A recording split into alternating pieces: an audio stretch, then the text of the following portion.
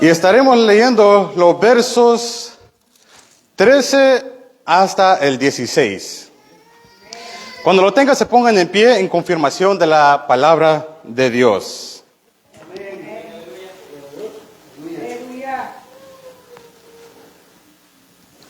Leemos la palabra de Dios, primeramente honrando el nombre del Padre, del Hijo y de su Santo Espíritu. El pueblo dice: Amén. Amén. Por lo cual también nosotros, sin cesar, damos gracias a Dios, de cuando recibisteis la palabra de Dios que oíste de nosotros, la recibiste no como palabra de hombres, sino según es en verdad la palabra de Dios, la cual actúa en vosotros los creyentes. Porque vosotros, hermanos, venid a ser imitadores de la iglesia de Dios en Cristo Jesús, que están en Judea. Pues habéis padecido de los de vuestra propia nación la misma cosa que ellas padecieron de los judíos, las cuales mataron al Señor Jesús y a sus propios profetas, y a nosotros nos expulsaron, y no agradan a Dios, y se oponen a todos los hombres, impidiéndonos hablar a los gentiles para que estos se salven. Así colman ellos siempre la medida de su pecado, pues vino sobre ellos la ira hasta el extremo. Aleluya. Esta ha sido la palabra de Dios que hemos leído.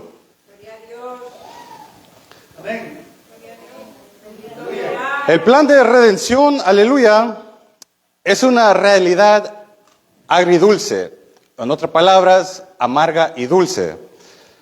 La dulzura viene en la contemplación de la vida eterna, la felicidad eterna, la gloria eterna. La amargura viene en la contemplación de la condenación eterna, la vergüenza eterna y el castigo eterno. Responder a la palabra de Dios y la salvación de Dios en Jesucristo es gloria, alegría y recompensa para siempre. Rechazar la palabra de Dios y la salvación de Dios en Cristo Jesús es vergüenza, castigo y tristeza para siempre. Dios ha dicho desde el principio: aquí está el camino. Para los que le aceptan hay vida. Para los que lo rechazan hay muerte. Hay una línea que divide a través de toda la historia humana, que separa lo dulce de lo amargo, la gloria de la vergüenza, la recompensa del castigo, la bendición de la maldición. Mirar a través de la historia de la redención, podemos ver, aleluya, gentes que han sido expuestas a bendiciones espirituales y en su plenitud, pero vemos que le dieron la espalda a Dios. Eso sin duda presenta para nosotros una dramática, amarga realidad de la salvación y la redención. Cuanto más expuestos están a la verdad, más trágica se vuelve el rechazo de ellos. Si nosotros miramos en el Antiguo Testamento, no tenemos que mirar mucho. Aleluya, en el libro de Génesis encontramos a alguien que rechazó una bendición tan grande que tenía, pero lo rechazó, que es Caín. Caín tenía un inmenso privilegio espiritual, porque fue nacido de Adán. Adán conoció lo que es vivir completamente en santidad, sin pecado. Tuvo un padre como no cualquier otro padre lo había tenido en el mundo. Adán tenía comunión con Dios. Dice la palabra de Dios que él caminaba y hablaba en el jardín con Dios. Era un hombre que Dios le había dado la autoridad sobre todas las cosas para ser rey. Era un hombre que comprendía la justicia perfectamente en su plenitud. Caín tuvo ese privilegio de poder ser hijo de él. Pero conocemos la historia de él, que él obviamente rechazó la verdad de Dios. Caín, supongo yo que conoció y se le fue enseñado cómo es que se agrada a Dios, sobre la voluntad de Dios, cómo adorar a Dios, cómo honrar a Dios, cómo responder a Dios. Pero Caín rechazó a Dios. Él rechazó la palabra, él rechazó la salvación. Hebreo nos dice que él rechazó la justicia. Primera de Juan nos dice que él eligió seguir a Satanás. y fue destruido para la eternidad. Si nosotros vamos al Nuevo Testamento, también no hay que buscar muy adelante en el Nuevo Testamento. Podemos ver que hay una persona que es igual que Caín, que tuvo un inmenso privilegio, que fue Judas. Que él tenía el privilegio, aleluya, de sentarse a los pies de Jesucristo. Si Caín tuvo el privilegio de poder sentarse a los pies de Adán, ¿cuánto más Judas, que se sentó a los pies de Jesucristo? Él experimentó lo que solo 12 hombres en la tierra pudieron experimentar: intimidad con Jesucristo. Judas oyó lo que dijo Jesús. Él vio lo que Jesús hizo. Él, me imagino yo, que vio sus actitudes, sus expresiones, sus reacciones. Podía ver la perfecta divinidad de Jesucristo. Él tuvo quizás la mayor oportunidad que nunca le fue ofrecido a cualquier otro hombre.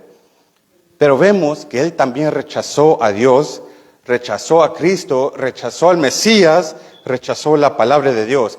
Y vemos la tragedia final de él. Vendió a Jesús por dinero y al final se suicidó y fue condenado para siempre. Seamos que estemos hablando de Caín o que estemos hablando de Judas, estamos hablando de una tragedia de grande proporción, aleluya, cuando se le da la oportunidad ilimitada de conocer a Dios y le dan la espalda. Cuanto más grande es la oportunidad, mayor es la tragedia de rechazo, mayor es el castigo eterno. Vemos que además de estas personas que hemos mencionado, aleluya, hay un grupo de personas que también ilustran una gran tragedia de oportunidad rechazada, y esa persona lo conocemos como los judíos. A nivel colectivo, ellos nos ilustran la final tragedia de la apostasía.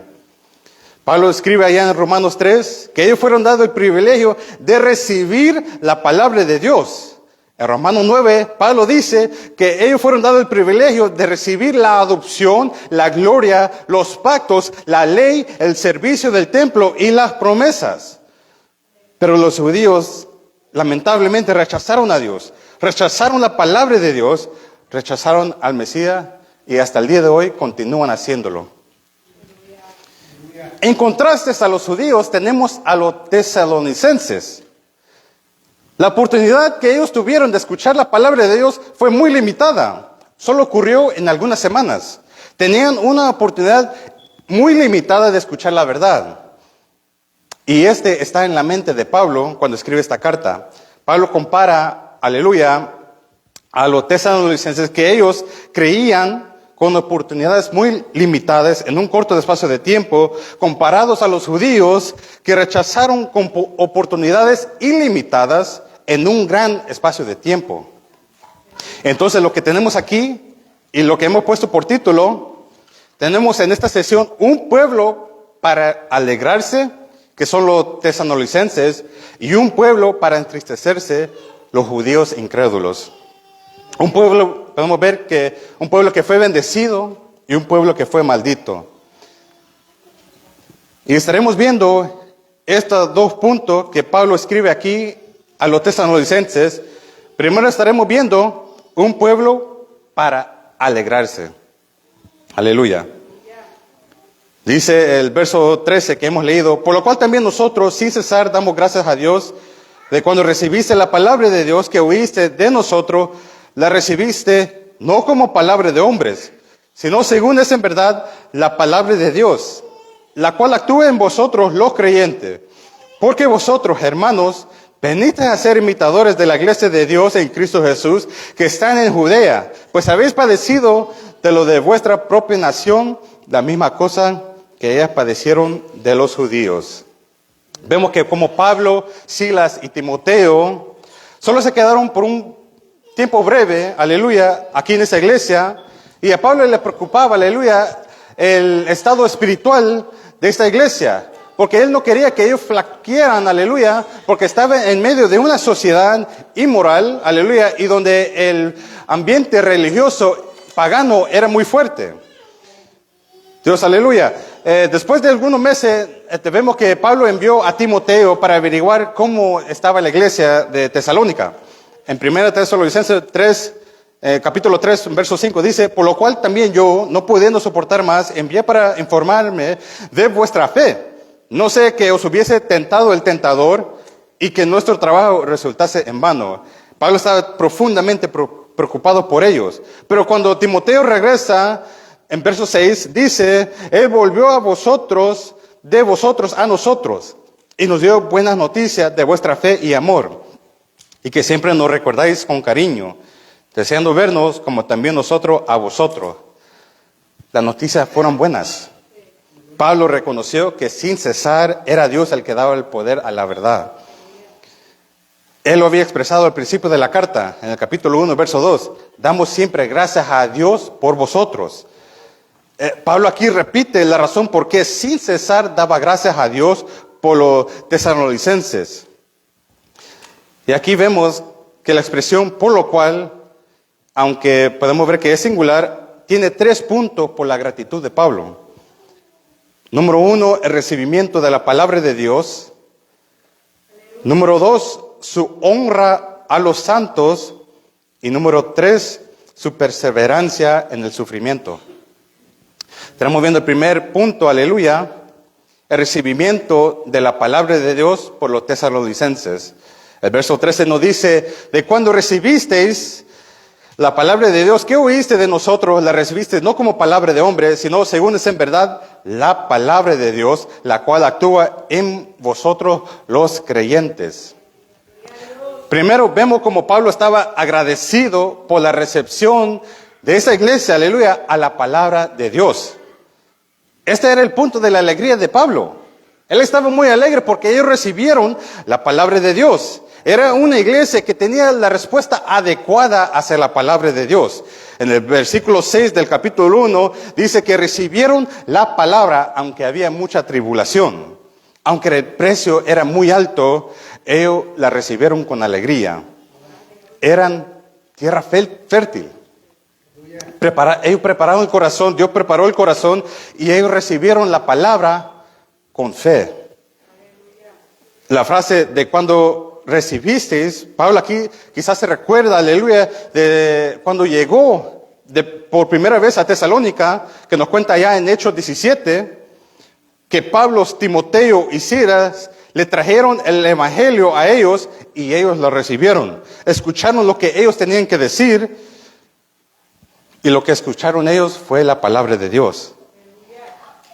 Es una frase quizás interesante que literalmente en el griego se traduce palabra oída de nosotros y enviada por Dios. Palabra oída de nosotros y enviada por Dios.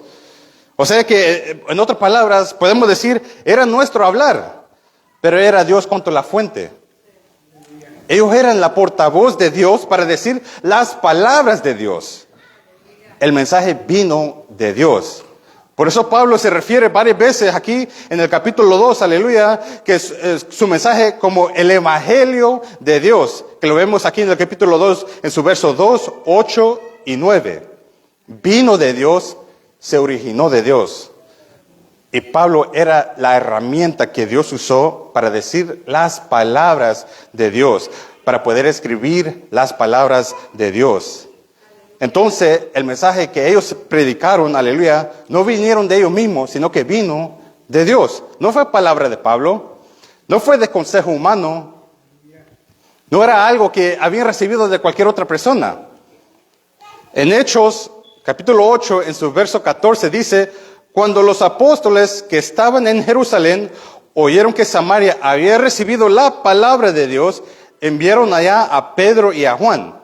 Los que salieron a Samaria no predicaron su propio mensaje, predicaron la palabra de Dios. En Hechos 13:44 nos dice: el siguiente día de reposo se juntó casi toda la ciudad para oír la palabra de Dios. Cuando los apóstoles hablaron, no era opinión humana, eso venía de Dios. Gloria a Dios, aleluya. Y debido a donde estaba ubicado la iglesia de Tesalónica, la ciudad, como te decía el predicador hace varias semanas atrás, aleluya, atraía muchos falsos filósofos, muchos falsos, aleluya, maestros religiosos. Y me imagino yo que los oyentes ahí los oían en gran cantidad, aleluya. Pero cuando vinieron Pablo, Silas y Timoteo, ellos escucharon predicar el evangelio de Dios y ellos lo recibieron como el mensaje verdadero de Dios. Entonces dice en el versículo 13, la recibiste. Ellos oyeron la palabra de Dios con sus oídos y no solo eso, sino que la aceptaron también en su corazón. Ahora la palabra viene de estar en la mente del oír y va hacia el corazón. Gloria a Dios, aleluya. Nos dice Hechos en su capítulo 17 y su verso 4, y algunos de ellos creyeron y se juntaron con Pablo y Silas, y de los griegos piadosos gran número, y mujeres nobles no pocas. ¿Qué fue lo que pasó ahí? Muchos se convirtieron. Se convirtieron los judíos, se convirtieron los griegos, se convirtieron las mujeres. Recibieron la palabra de Dios y la aceptaron en el corazón. Romanos 10, 17 nos dice que así que la fe es por el oír, y el oír la palabra de Dios. También nos dice en el mismo capítulo 10, en su verso 9, si confesares con tu boca que Jesús es el Señor y creyeres en tu corazón que Dios lo levantó de los muertos, serás salvo. El mensaje que ellos habían aceptado no era palabra de hombres, era palabra de Dios. No era otro mensaje humano de un filósofo, de un religioso o de otro maestro cualquiera, ni sabiduría humana, ni opinión humana. No era palabra de los hombres, sino era palabra de Dios.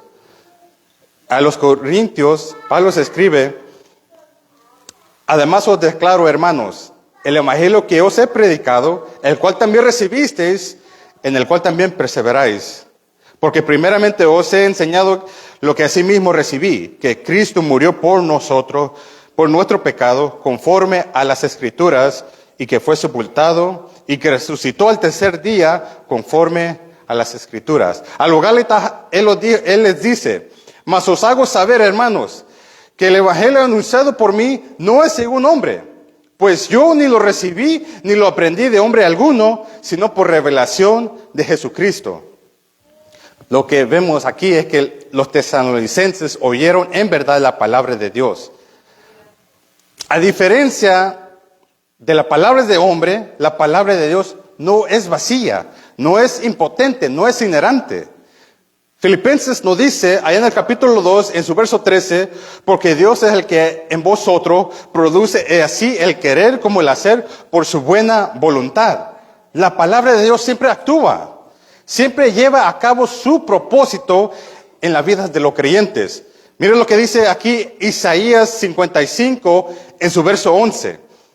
Así será mi palabra que sale de mi boca, no volverá a mí vacía, sino que hará lo que yo quiero y será prosperado en aquello para que le envíe. Podemos hacernos esta pregunta. ¿Cómo es que funciona la palabra de Dios en nosotros? ¿Qué es específicamente? Bueno, podemos ver, y aquí hay varios, aleluya, hice una lista de cómo las Escrituras obran en nuestras vidas. Y en la vida de cualquier creyente. Y por cierto, voy a añadir, aleluya, que esto solo puede suceder en los que son creyentes. Esto no puede suceder en los que son incrédulos. Lo único que hace la palabra en la vida del incrédulo es condenarlo y es mostrarle el pecado. ¿Qué es lo que hace la Escritura? Nos salva. Santiago 1:18 dice, Él de su voluntad nos hizo nacer por la palabra de verdad. Las Escrituras nos santifican. Juan 17:17 dice, santifícalos en tu verdad, tu palabra es verdad. Número 3, nos guía. Salmos 119:105 dice, lámpara es a mis pies tu palabra y lumbrera mi camino. 4, la palabra nos libra. Juan capítulo 8, en su verso 31, dijo entonces Jesús a los judíos que habían creído en él: si vosotros permanecéis en mi palabra, seréis verdaderamente mis discípulos, y conoceréis la verdad, y la verdad os hará libre. Número 5. Nos madura. Primera de Pedro, su capítulo 2, en su verso 2, dice: desead como niño recién nacido la leche espiritual no adulterada, para que por ella crezcáis para salvación. 6. Nos aconseja.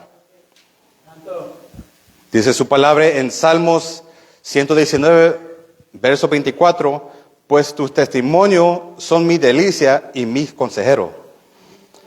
7. Nos perfecciona. Segunda de Timoteo, capítulo 3, en su verso 16, dice: toda la escritura es inspirada por Dios y útil para enseñar, para redarguir, para corregir, para instruir en justicia, a fin de que el hombre de Dios sea perfecto, enteramente preparado para toda buena obra. 8. Nos da fuerza. Salmo 119, en su versículo 28, nos dice: se deshace mi alma de ansiedad, susténtame según tu palabra. 9. Nos edifica. Hechos 20, 32 nos dice: y ahora, hermanos, os encomendamos a Dios y a las palabras de su gracia, que tiene poder para sobreedificaros y daros herencia con todos los santificados. 10. Nos hace sabio. Si ustedes estuvieron aquí el día martes, se nos fue predicado en este mismo verso. Salmo 119, en su verso 97 al 100. Oh, cuánto yo amo tu ley. Todo el día es ella mi meditación. Me has hecho más sabio que mis enemigos con tus mandamientos, porque siempre están conmigo. Más que todos mis enseñadores he entendido, porque tus testimonios son mi meditación. Más que los viejos he entendido, porque he guardado tus mandamientos. 11. Nos da esperanza. Salmo 119, en su verso 147, dice: me anticipé al alba y clamé, esperé en tu palabra. Y 12. Nos asegura del éxito espiritual. Allá en Josué 1:8, Jehová le dice a Josué: nunca se apartará de tu boca este libro de la ley, sino que de día y de noche meditarás en él, para que guardes y hagas conforme a todo lo que en él está escrito, porque entonces harás prosperar tu camino y todo te saldrá bien. La palabra actúa en nosotros, todos los que hemos creído en Cristo. El salmista, allá en Salmos capítulo 19, lo resume, quizás digo yo, perfectamente. Dice: la ley de Jehová es perfecta, que convierte el alma. El testimonio de Jehová es fiel, que hace sabio al sencillo. Los mandamientos de Jehová son rectos, que alegran el corazón. El precepto de Jehová es puro, que alumbran los ojos. El temor de Jehová es limpio, que permanece para siempre. Los juicios de Jehová son verdad, todos justos. La sabiduría humana no puede ser ninguna de estas cosas que hemos mencionado. Lo que produce todo esto, lo que hemos mencionado, es la palabra de Dios. Hablando de la locura de la sabiduría humana, Pablo dice allá en 1 Corintios 1:18, porque la palabra de la cruz es locura a los que se pierden, pero a los que se salvan, esto es nosotros, es poder de Dios. Vemos como los tesalonicenses fueron expuestos a la verdad, fueron expuestos a la palabra de Dios. ¿Y qué es lo que hicieron ellos? La recibieron. Ellos aceptaron esa palabra en su corazón. Y Pablo estaba muy agradecido con Dios por lo que estaba sucediendo en esta iglesia, por lo que se estaban convirtiendo debido al poder de la palabra de Dios. Y luego Pablo presenta, quizá por sugerencia, otra segunda razón por su alegría. No era solamente la recepción de su palabra, sino el otro segundo punto, su honra de los tesalonicenses a los santos. La primera parte del capítulo 2, verso 14 nos dice: porque vosotros, hermanos, venisteis a ser imitadores de la iglesia de Dios en Cristo Jesús, que están en Judea. Y este versículo nos lleva otra vez al capítulo 1, en su verso 6, aleluya, en que dice, y vosotros venís a ser imitadores de nosotros y del Señor, recibiendo la palabra en medio de gran tribulación. Los hermanos de Tesalónica, aleluya, se convirtieron en imitadores del apóstol Pablo y de sus compañeros. Y no solo eso, sino que también imitaron, aleluya, a los creyentes que estaban en Judea, dando a Pablo aún más razón de estar agradecido con Dios por su obra de salvación en sus vidas. Ellos imitaban a Pablo, Silas y Timoteo, los cuales también imitaban al Señor Jesucristo. Incluso Pablo dice que ellos imitaban a los santos en Judea. Y diría yo que la forma más alta de honor es la imitación, ¿no creen? Realmente honramos a alguien cuando imitamos nuestra vida hacia ellos. Los honramos. Y eso es lo que marca, aleluya, a esta iglesia como que honran a los santos de Dios. Ellos lo honran al imitar su vida después de ello.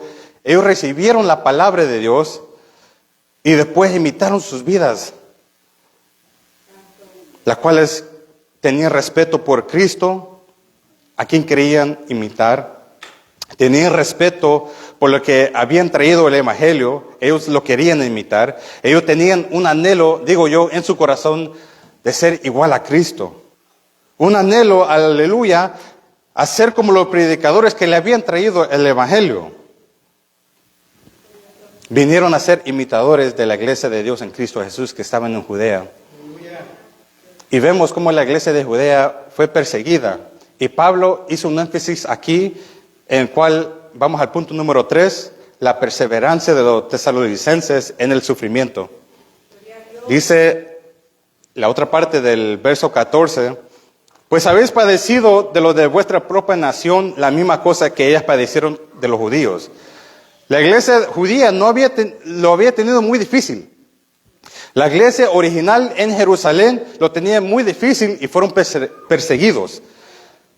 Vemos, aleluya, al leer el libro de Hechos, que después de la apedreación de Esteban, los cristianos en Judea sufrieron un periodo de persecución por un hombre que todos lo conocemos, como que se llama Saulo de Tarso, que lo conocemos como Pablo.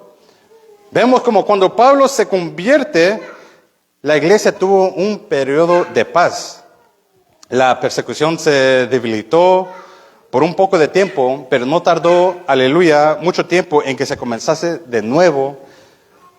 Y Pablo mismo, cuando él regresa a Jerusalén, nos cuenta Hechos 21, él también cae en la persecución.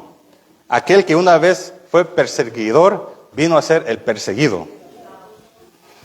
Así que la iglesia en Judea habían experimentado muchas persecuciones y hostilidad, pero ellos establecieron un patrón que ahora los tesalonicenses estaban siguiendo. Los creyentes en Judea sufrieron, y vemos como también la iglesia de tesalonicenses también sufrieron después de recibir el Evangelio.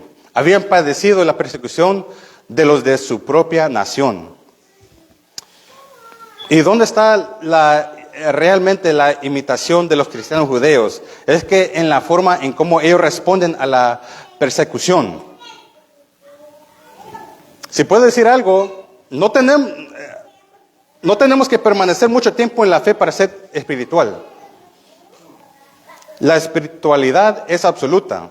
Una persona salva un minuto puede ser espiritual si camina en el Espíritu y obedece a la palabra de Dios. Pero una persona salvada, digamos por 50 años, puede ser carnal toda su vida y no conocer y obedecer la palabra de Dios. La madurez es un proceso, pero la espiritualidad es absoluta. Así que vemos como Pablo da gracias porque ellos dieron una evidencia de su conversión verdadera y por eso termina agradeciendo a Dios por ellos.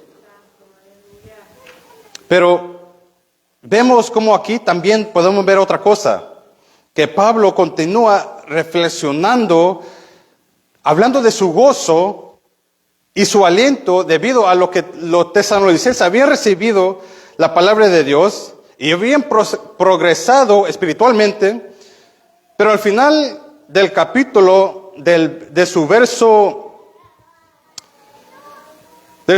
14, vemos como Pablo también se recuerda de algo trágico, la tragedia de su pueblo, los judíos.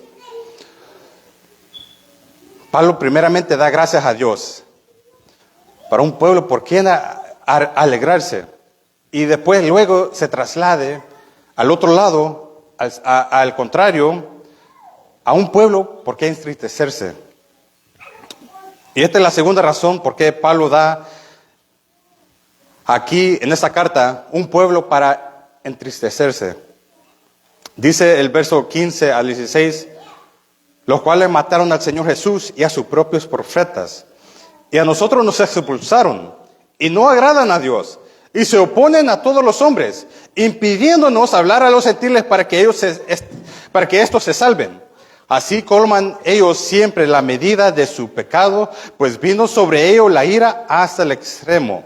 Y pareciera como si la mención de la palabra judío al final del verso 14 nos traduce al capítulo 15 y 16.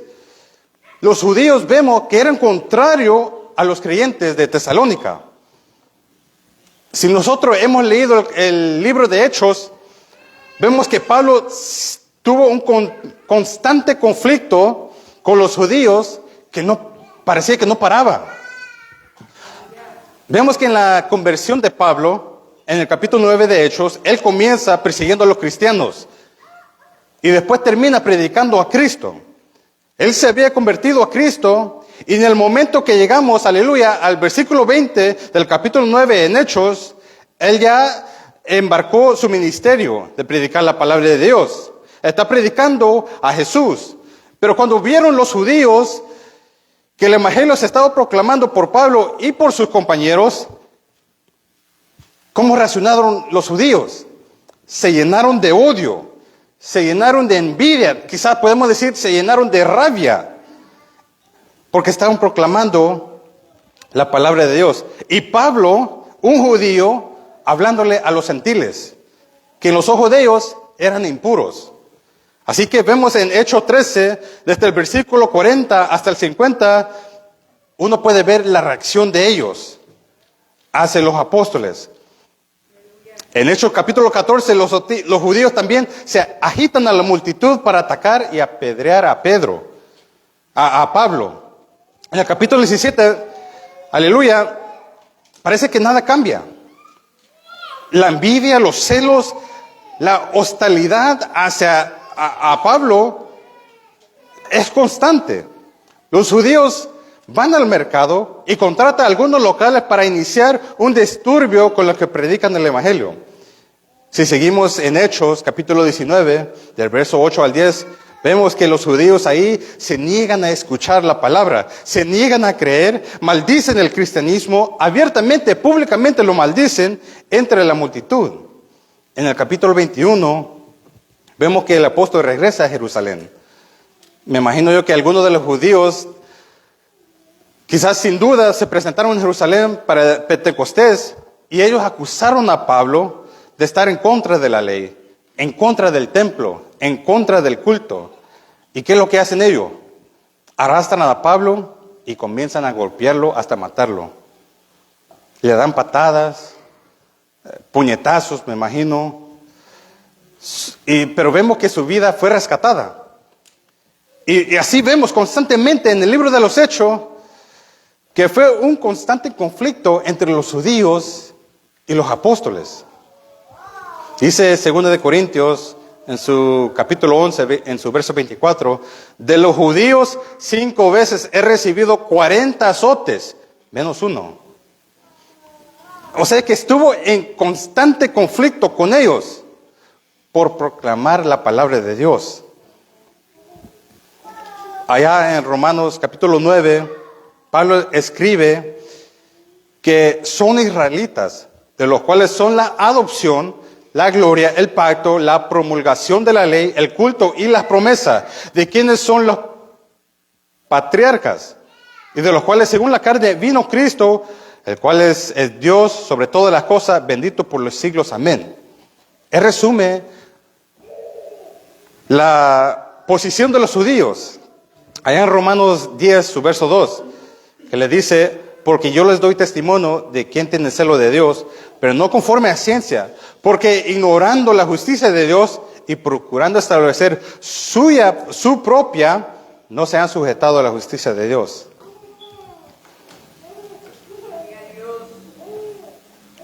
Pablo conocía la actitud de los judíos, que no cambiaba. Y él da 3 razones por lo cual ellos son un pueblo por qué entristecerse. Rechazaron la palabra de Dios, impidieron el trabajo de los santos y enfrentaron el castigo y el sufrimiento. Vemos el primer punto, el rechazo de los judíos a la palabra de Dios. El principio del verso 15 nos dice, los cuales mataron al Señor Jesús y a sus propios profetas, y a nosotros nos expulsaron. Se puede preguntar quizás, ¿qué tiene que ver esto con la palabra de Dios? Esto tiene que ver todo con la palabra de Dios. Porque todos ellos eran simplemente personas que estaban proclamando la palabra de Dios. Jesús vino a este mundo a decir la verdad.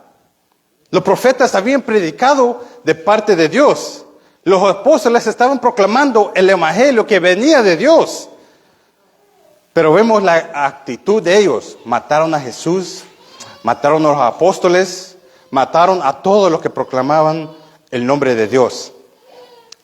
Dice ahí el verso que expulsaron a los apóstoles, no porque no les gustaba la personalidad de ellos, era porque ellos rechazaron el mensaje que ellos traían. No recibieron la palabra. Y no importando quién la hablara, no la recibieron. Los hombres más nobles la habían traído a través de la historia, profetas. Vino Jesucristo mismo, perfecto, sin mancha, sin defecto, sin pecado, quien literalmente sanó todas las enfermedades y quien bendijo a todos los que se le acercaban a él. Y ellos también lo mataron. Y ahora vemos que estaban persiguiendo a todos los que predicaban el evangelio para matarlos también. No importaba quién predicara el evangelio, ellos lo rechazaron. Jesús pone una parábola allá en Mateo capítulo 21 en su verso 33. Si quiere, acompáñeme a leer esta porción. Mateo capítulo 21 y su verso 33. Jesús, hablando a los líderes religiosos del templo, Él les da una parábola y le dice, oíd otra parábola. Hubo un hombre, padre de familia, el cual plantó una viña, la cercó de vallado, cavó en ella un lagar, edificó una torre y la arrendó a unos labradores y se fue lejos. Y cuando se acercó el tiempo de los frutos, envió su siervo a los labradores para que sirviesen sus frutos. Mas los labradores, tomando a los siervos, a uno golpearon, y a otro mataron, y a otro apedrearon. Envió de nuevo otro siervo, más que los primeros, e hicieron con ellos con la misma manera. Finalmente les envió su hijo, diciendo, tendrán respeto a mi hijo. Mas los labradores, cuando vieron al hijo, dijeron entre sí, este es el heredero, venid, matémosle y apoderémonos de su heredad. Y tomándole, le echaron fuera de la viña y le mataron. Cuando venga pues el señor de la viña, ¿qué hará aquellos labradores? Le dijeron los líderes religiosos, a los malos destruirá sin misericordia y arrendará su viña a otros labradores que le paguen el fruto a su tiempo. Jesús le dijo, ¿nunca leíste en la Escritura? La piedra que desecharon los edificadores ha venido a ser cabeza del ángulo. El Señor ha hecho esto y es cosa maravillosa a nuestros ojos. Por tanto os digo que el reino de Dios será quitado de vosotros y será dado a gente que produzca los frutos de él. Ahí está. Él dice, Él va a castigar a ustedes los judíos y le va a dar su viña a la iglesia, a un nuevo pueblo. Los judíos mataron al Señor Jesús. Quizás eran los romanos que ejecutaron todo, pero fue un plan judío. No tenemos más rey que César, dijeron ellos, allá en Juan 19. Ellos dijeron, crucifícale. Lo querían muerto. Y ahora, no fueron todos los judíos de todo el tiempo que lo mataron, sino fueron aquellos líderes judíos, apóstatas, incrédulos, que incitaron al pueblo incrédulo de este tiempo, el tiempo de Jesús, y en esa instancia, aleluya, para que hicieran eso. Ellos hicieron lo impensable para nosotros. Pedro dice, allá en Hechos, capítulo 2, varones israelitas, a Jesús prendiste y mataste por mano de inicuo, crucificándole, diciéndole, ustedes lo pusieron ahí. Y sin embargo, no fue sorprendente. Versículo 15, ahí en Hechos, capítulo 2, dice, los cuales mataron al Señor Jesús y a sus propios profetas. O sea que no fue nada nuevo. Siempre rechazaron la palabra de verdad. En Hechos 7, al final del sermón de Esteban, allá en el verso 51, Esteban dice, duro de cerviz e incursivo de corazón y de oídos. Vosotros resistís siempre al Espíritu Santo, como vuestro Padre, así también vosotros. ¿A cuáles de los profetas no persiguieron vuestro Padre? Y mataron a los que anunciaron de antemano la venida del justo, de quien vosotros ahora habéis sido entregadores y matadores. Siempre mataban ellos los profetas y los mensajeros de Dios. Para darle contexto al Antiguo Testamento, allá en Primera de Reyes, capítulo 19, dice, Él respondió, he sentido un vivo celo por Jehová, Dios de los ejércitos, porque los hijos de Israel han dejado su pacto, han derribado tus altares y han matado a espada a tus profetas. Y yo solo he quedado y me buscan para quitarme la vida. Hablando Elías, que lo querían muerto como los demás profetas. Hebreos nos dice allá en capítulo 11 que algunos de ellos fueron cortados por la mitad. Aparentemente Isaías fue uno de los que fue cortado por la mitad, literalmente fue cortado por la mitad. Vemos que Jeremías fue apedreado hasta la muerte por sus compañeros judíos. ¿Y por qué? Porque ellos rechazaron vilmente la palabra de Dios. El verso 15 termina diciendo, y a nosotros nos expulsaron.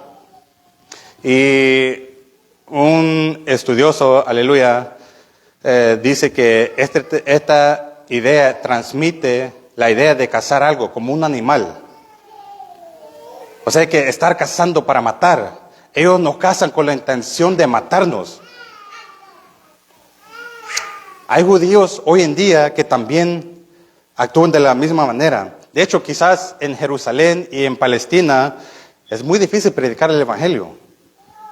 Hay una gran hostilidad tremenda cuando se predica el Evangelio de Dios. Pero no solamente ellos, sino que también hoy en día vemos que hay muchos gentiles que son igualmente de hostiles a la palabra de Dios, al Evangelio de Jesucristo. Aquellos que se niegan a escuchar la palabra de Dios, sea judío o gentiles, son un pueblo para qué entristecerse. Y Pablo da un segundo punto, que no solamente rechazaron la palabra de Dios, sino que también impidieron el trabajo de los santos. Dice el verso 15, y no agradan a Dios y se oponen a todo hombres, impidiéndonos hablar a los gentiles para que estos se salven. Mientras los tesalonicenses honraban a los mensajeros de Dios, los judíos impidían el labor para anunciar el Evangelio. Por un lado estaban los tesalonicenses que imitaban a los apóstoles, pero por el otro lado estaban los judíos que impedían a los apóstoles a poder trabajar y expandir el trabajo de Dios. Y quizás era una acusación muy asombrosa, porque los judíos, aleluya, Pablo dice que ellos no agradan a Dios. Pero ¿qué es lo que decían los judíos? somos agradables a Dios. Ellos en su mente pensaron que ellos agradaban a Dios. Pero Pablo le dice, no agradan a Dios. Y eran más que simplemente que eran desagradables. Eran hostiles a todo lo que predicaban la palabra de Dios, a todo lo que proclamaban el evangelio de Dios. Tenían una gran hostilidad en ellos. Pero principalmente era más dirigida a los apóstoles que estaban predicando, a los gentiles, para que ellos pudieran ser salvos. Los judíos no querían que a nadie se le predicara el evangelio. Eran hostiles a los propósitos de Dios. Hostiles a todos, dice Pablo. Si nosotros vemos allá en capítulo 4 de Hechos, ¿qué sucedió? Que tan pronto que los apóstoles comenzaron a predicar, el Sanedrín los llamó y les dijo, les ordenamos que no prediquen. Ellos salen, ellos predican, capítulo 5, y después en el versículo 40, los salen de nuevo otra vez, y no solamente eso, sino que los azotan, y los envían de nuevo, y les dicen que no vuelvan a predicar el evangelio de Dios. Siempre fue así. Ellos siempre intentaron silenciar a los predicadores del evangelio. Mataron a los profetas, mataron al Hijo de Dios, persiguieron a los apóstoles, apedrearon hasta la muerte a algunos.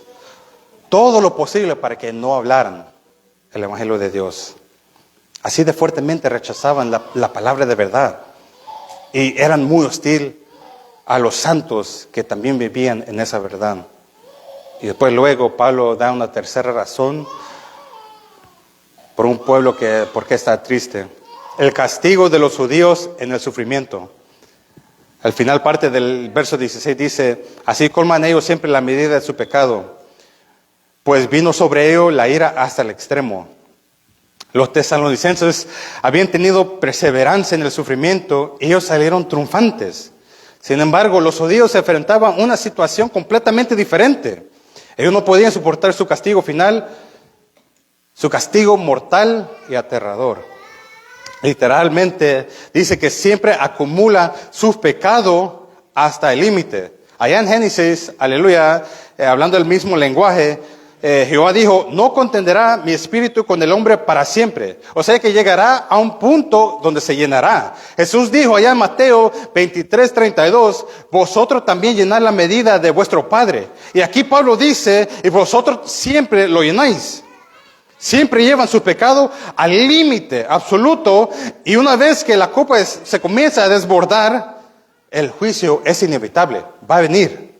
Por eso dice Pablo, la ira ha caído sobre ellos hasta el extremo. La apostasía de Israel había llegado hasta un punto de matar a Cristo y a los mensajeros de Cristo. Si miramos el verbo, vino sobre ellos la ira. Él está usando un uso de tiempo, creo yo, que afirma algo que es tan inevitable y tan cierto que se puede hablar como que si ya se hubiera cumplido.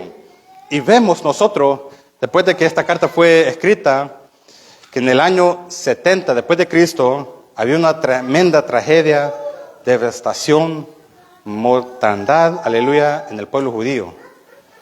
Pero más que eso, creo yo que está hablando de una ira final cuando se enfrentarán a Dios, lo que han rechazado ellos como individuos de este tiempo. Juan 3:36 dice, el que cree en el Hijo tiene vida eterna, pero el que rehúsa creer en el Hijo no verá la vida, sino que la ira de Dios está sobre él. Entonces, ¿qué está diciendo Pablo aquí? Que todos los requisitos para la condenación futura y eterna ya están cumplidas, o sea que la copa ya está llena. Han llegado al límite sus pecados, matando al Mesías, al Hijo de Dios, matando a los predicadores. Vendrán, y como hemos visto, y como ya sucedió, una destrucción de Jerusalén, pero vendrá un juicio eterno para aquellos como individuos en el juicio final del tiempo. Pablo dice que el juicio ahora es irreversible, la copa está llena. que ya el juicio no se puede evitar. En contraste de un pueblo por quien estar feliz, vemos que Pablo dice, ustedes son un pueblo por qué estar triste. Lo que hace tan triste esta historia de los judíos es lo mismo que hace tan triste la historia de Caín y la historia de Judas, que estando tan cerca a la verdad y la bendición espiritual, le dieron la espalda a Dios y rechazaron a la verdad. ¿Cómo podemos nosotros conocer a una iglesia verdadera? Por la forma que recibe la palabra de Dios, por la forma en que honran a los santos y por la forma que soportan las dificultades. Este es un pueblo por quien alegrarse. Entonces, ¿cuál es la aplicación para nosotros? Necesitamos estar agradecidos por aquellos que creen y reciben la palabra de Dios. Necesitamos estar agradecidos por aquellos que honran a los santos. Aquellos que perseveran en las pruebas, en las dificultades, en la tribulación, mostrando su esperanza y fe en aquel que los llamó. Pero también necesitamos estar tristes por aquellos que rechazan la palabra de Dios. Aquellos que impiden la predicación del Evangelio. Y aquellos cuyo único sufrimiento final será el castigo eterno. Tenemos que tener un corazón compasivo. Debemos mostrar el amor de Cristo Jesús a cada persona que encontramos. Somos de aquellos que reciben la palabra. Esto es salvación. Somos de aquellos que imitan a los santos, a Cristo. Esto es santificación. Somos de aquellos que perseveran hasta el fin. Eso vendrá la glorificación. O seremos de aquellos que rechazan la palabra de Dios. Aquellos que estorban a los santos y la obra por la cual Dios le ha puesto a ellos. Y quienes solo soportarán el castigo final. Eso será la condenación. Oremos, hermanos. Gracias.